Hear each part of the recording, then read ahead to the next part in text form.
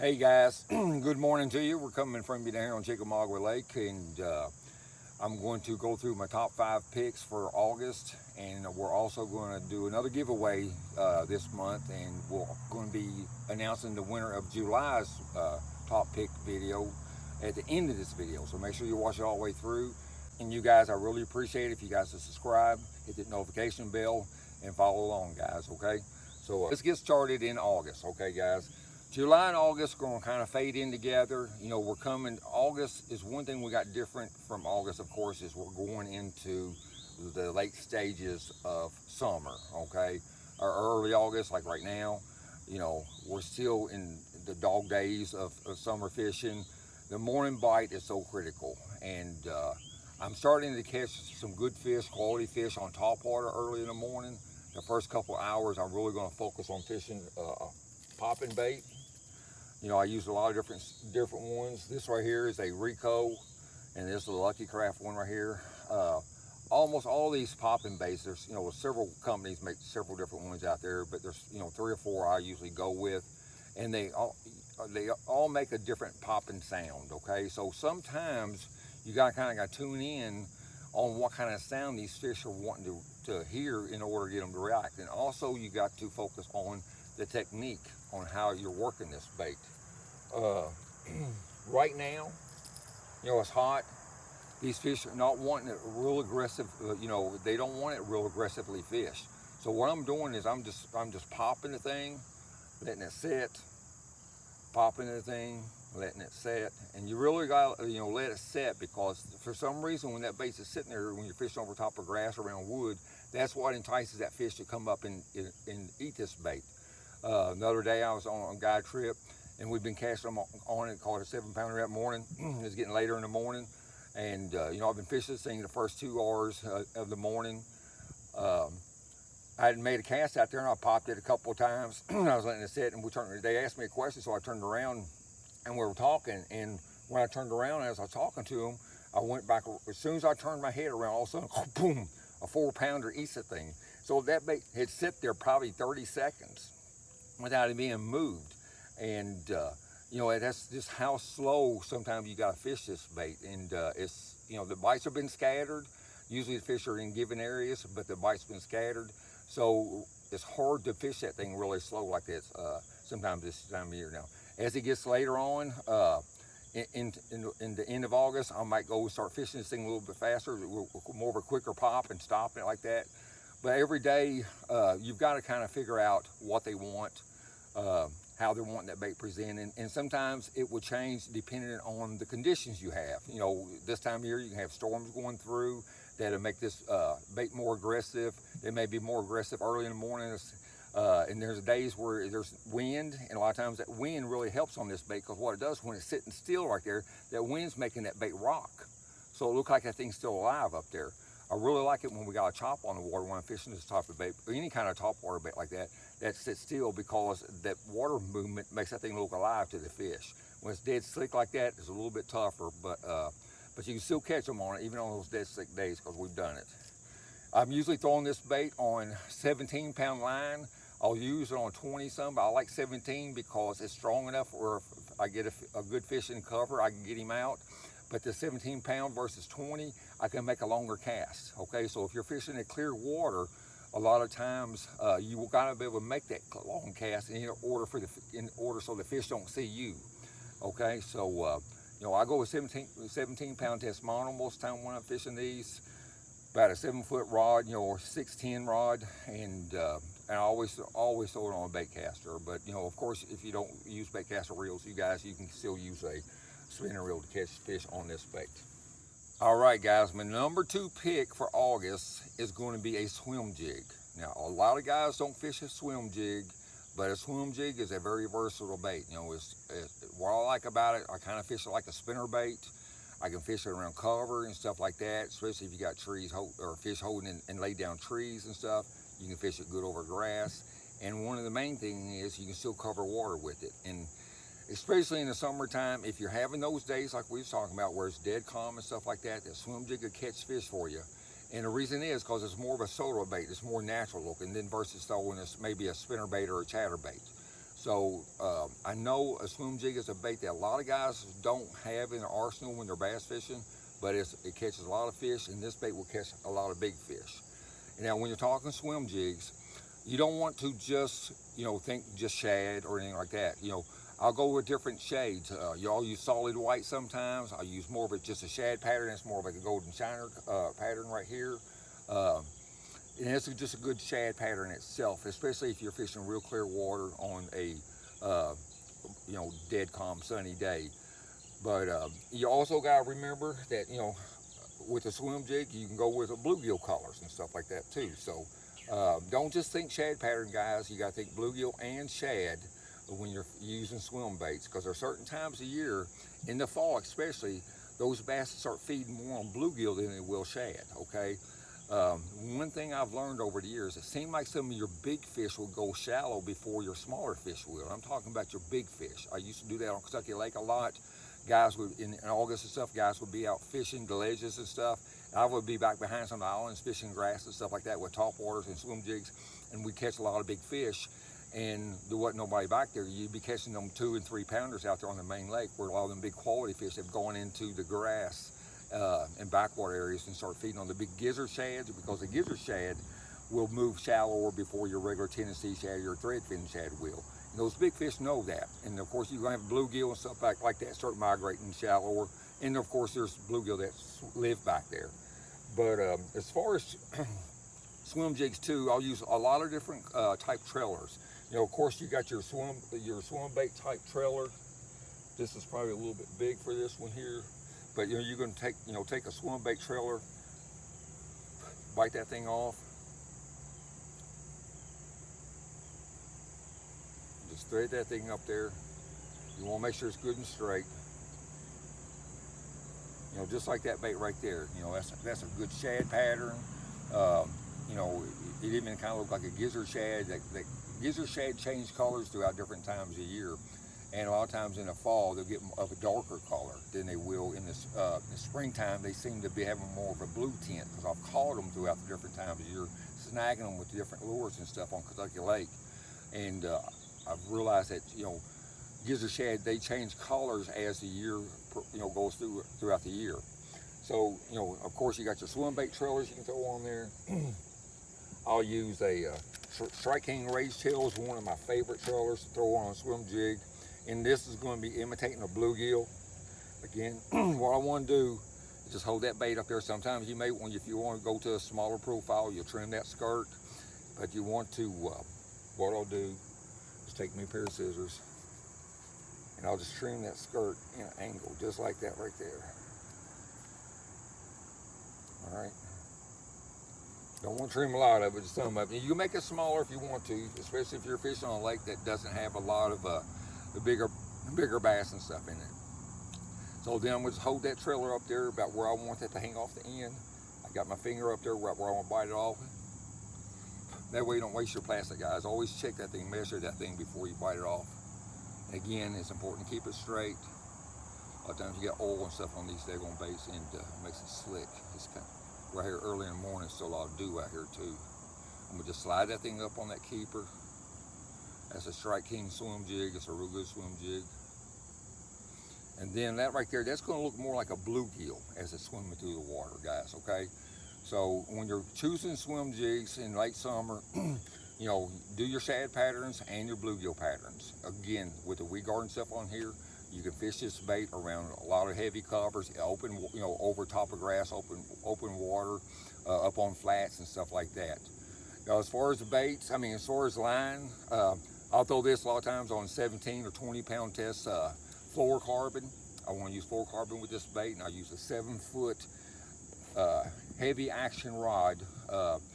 You can go, depends on the brand rod you go with. You go with a medium heavy, but you want a good backbone when you're fishing this bait, because it's so important when that fish eats that. You got that weed guard on there. A lot of times you'll hit that bait on long cast. You got to make sure you get a good hook set in there. So you can go with a 7-foot, 7'2", 7'3" rod, depending on the quality fish you're catching and stuff like that, and how thick the cover is. But I'd recommend 17 or 20 pound test fluorocarbon with this bait. So a swim jig is something that fish don't see a whole lot of, but it's a bait that you catch a lot of fish on. And so you guys try that out here during the summer. All right, guys, my number 3 pick for August is going to be a swim bait. Now this one I got right here in my hands, one of the hollow belly swim baits. You know, these catch a lot of fish. It's about a 5-inch swim bait. I use them in a lot of different colors. You know, a shad pattern. And this is it's got some blue and chartreuse in it. That's a real good color too to throw on the Tennessee River or in a little bit of stained water or even low light. But you can use a lot of different, you know, shad patterns on these. And I'm not just talking about using hollow bellies. You got your, excuse me, your Kitech types swim bait. You know, that bait right there to catch fish too. And then you got a lot of your homemade style swim bait bodies like that. And so I use all 3 style swim baits. I don't go nothing real big this time of year. I don't want nothing, you know, you can use a small swim bait because a lot of this year's shad fry are going to be running about 2 inches long. So you guys, you know, try that 2-inch swim bait, a smaller one that's going to match this year's fry. And then again, you've got your gizzards and your shiners and stuff like that, where your bait's going to be a little bit bigger. Those are going to be 4 to 6 inch baits. That's where these bigger swim baits come into play. Now, as far as rigging them, it depends on the type of water you're going to fish this thing. A lot of times I'll rig these swim baits myself on an open hook head. Because even in grass, you can still throw this thing through submerged grass and keep it close to the grass, and that bait will come through there. And what I like about the open hook is when one does hit it, it can you'll have a better hookup with that bait, with that open hook. Now sometimes, yeah, if the fish are up in the thicker grass, stuff like that, I'll rig one up weedless. I think I got one right here rigged up that we've been fishing. Got some grass on it. Get that off there. This is a smaller one. This is, you know, like the little 3-inch, like I was telling you about, matches this year's fry. So I got a little, it's got a belly weight on it right there, you guys. Now I can rig that thing up there, point that hook into that tail or into the back of it there, and I can reel that thing through grass, pretty thick grass. And a lot of times, if that bait's up in that grass, in that shallow grass, you know, you want to fish it, you know, more of a weedless style. So swim baits is something that can catch you a really big fish this time of year. I've done it too many times. You know, I've done it here on Chickamauga. I've done it on Kentucky Lake this time of year. But, you know, again, those bigger fish that have moved up into the shallow waters, that's where you want to go to the bigger bait, and you'll catch you some big bites throwing these bigger swim baits this year, you guys. So, you know, my number 3 pick is going to be a swim bait. You know, different colors and stuff like that you have to play with, different models. And, you know, like this is a hollow belly, these are all solid.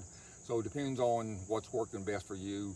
But a lot of guys have gotten away from these hollow belly swim baits, you know, but I'll tell you what, I still catch a ton of fish with these things. They got great action and natural action swimming in the water. And you can rig these up pretty easy, weedless too, with a bigger hook, just like that, okay? And also we've got the trailers. I don't have one out here, or the leaded heads with the hook with the spinner on the bottom of them. A lot of times that'd be good too, especially if you have a lot of chop or if it's raining, something like that. You want a little bit more flash or action into the bait. You can go with the one with the hooks that's got a built-in a little spinner at the bottom of them. All right, so that's number 3 pick, you guys. All right, guys, my number 4 pick is going to be a Senko again, Senko style bait, wacky rigging or Nico rigging it. I know I've said this for the last 3 or 4 months, but this is just a bait that catches fish. And on them tough days, on slow days, especially later in the morning, stuff like that, this is just a bait that you've got to have rigged up. It's a good follow-up bait also when you're throwing that popper Enrico type bait early in the morning, the popping bait early in the morning. It's a good follow-up bait to have too, because a lot of times, you know, these fish aren't super aggressive on top water. But like I said, early in the morning on cloudy, rainy days, you can catch them on that top water. But if you're having fish that are, you know, hitting it and missing it, you want to get that daggone Senko back out there and throw it right up there where that you had that bite, and a lot of times you catch that fish. You know, I don't have one laid out right here, but I also throw these in a shad pattern this time of year, because like I said, the fish are really feeding real heavily on shad, because your fry have grown to about 2 inches right now, and that's just something. There's so much of them. It's, you know, a food that's abundant, and these fish are really focused on that. You know, a lot of your fish are. You know, and you got to throw it. You know, you can throw the 6 to 8 inch worms on it also this time of year, or the regular 5 to 6 inch Senko type baits. Again, these are a lot of bluegill colors and stuff like that. You know, I'm gonna weight them most of the time. You know, I'll use my 1 inch nail that I actually put in these a lot. Uh, and a lot of times too, if I'm gonna fish a little bit deeper in front of us on the main river channel where that grass comes out and drops off on that channel edge, I may go to a little bit heavier weight to keep that bait down in there. So, and again, I'll do that more on these bright, clear, calm, sunny days versus days where you might have some storm stuff going in or the wind's blowing, stuff like that. So it's just a great bait to have tied on, you guys. Almost most of all throughout the whole summer. So and if I didn't bring it up and say it, to have it tied on, you'd really be hurting yourself by not having it rigged up, through the month of August and even September. But I'm sure we'll be doing September next month. So that's going to be my number 4 pick, and let's move on to number 5. So my number 5 pick is going to be probably a different bait that a lot of guys don't use this time of year because it's known more as a cold weather bait, and that's going to be a jerk bait. I catch a lot of good fish on this bait this time of year, and I'm usually fishing the deeper grass, the drop off is on the grass, off the ledges and stuff like that, where there's still some fish out there, but the bait's up more suspended and the bass aren't hanging tight to the bottom. It's hard to throw a crankbait and stuff like that and be effective a lot of times on some of these main lake ledges, especially here on Chickamauga, because there's too much grass. But on a lot of your lakes and your deeper, whether you're fishing points and stuff like that, a lot of your bait's going to be suspended this time of year. I'm talking about this year's fry, okay? And there's a bunch of food out there that those fish are going to be focusing on, and that jerk bait is a bait that's going to stay right in that area, in that strike zone where those fish are going to be suspended. You got windy days. It's usually where this works the best, and we've caught some of our bigger fish on it when the wind's been blowing. You want to try different size swim baits, or not swim baits, but jerk baits this time of year, you guys, because you got basically you really just got to kind of see what the size bait that them fish are reacting on and what they're looking for. But I'll go down to even a small one, because like I say, this time of year, this is the size our fry is about 2 inches long. This little Lucky Craft jerk bait, fantastic action, a lot of flash on it, and I'll just throw it out there, and there's days I'll keep it moving all the way back. I'll be jerking it all the way back to the boat, and there's days I want to be fishing this thing. I'll throw it out there and just jerk it 3 or 4 times, let it pause, jerk it 3 or 4 times, let it pause. So again, this is kind of like the Topwater type bait. You got to kind of see what kind of cadence that the fish are wanting in order to see what's going to make them react, okay? But I promise you, if you tie on some of these jerk baits this time of year and throw them on your points along riprap, any place that you might see balls of shad on your depth finder, your active target and stuff like that, you might see balls of shad and see fish down there with them. This is a real good bait to throw because it hangs in that area, where versus if you're throwing a square bill or something like that, you're kind of fishing that bait's going to move through those areas faster, and it catches some good fish. I like to throw this bait on normally 12-pound tests. I'll go to 14-pound tests a lot of times here on Chickamauga, just because I'm fishing that thick grass, outside edges, that grass and stuff. But I'm gonna throw it again on probably about a 6'8" to 6'10" bait casting rod. And the reason I like that shorter rod is because when I'm jerking it, it seems like you get a better action out of the bait if you jerk it straight down, and you don't have to worry about that shorter rod. It's less stress on your arm, and it also, you can keep that rod down as you're working it and not be hitting the side of the boat or hitting in the water, stuff like that, depending on what type of boat you're fishing from. But number 5 is going to be the good old jerk bait, and I'll fish this thing. I've already been catching fish on it. So, and one thing, like I say, guys, the reason I like this bait too this time of year, because it stays in the strike zone, and it's a bait that they just aren't seeing over and over. Because of course, a lot of guys ain't out here fishing in August. You guys, some tough guys, are out there fishing during the summertime. But as the water starts, or the weather starts cooling off and stuff, we'll start getting some cool weather here in the end of August and stuff like that. So there's going to be more pressure on the lake, and this is a bait that they're probably not going to see. All right, you guys. So number 5 is a jerkbait. All right, guys, it's time to announce our July top 5 winner for the top 5 picks.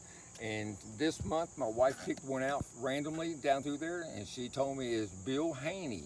Bill, I believe we fished together several years ago on Kentucky Lakes, so you're the winner this month. If you'll contact us, you got my phone number there. You can text me your address. We'll be shipping out you a $50 package of lures. It's probably going to be between $50 to $100 package of lures. So congratulations on that. You guys, we're going to do it again for the month of the month of August, and all you got to do is to be a subscriber. You got to hit that like button, you guys, and then just leave a comment, okay? And then we'll randomly pick somebody next month for our August winner. Guys, I appreciate you watching. I really appreciate you subscribing and follow along. Like I said, we're trying to get as much of this stuff out as we can.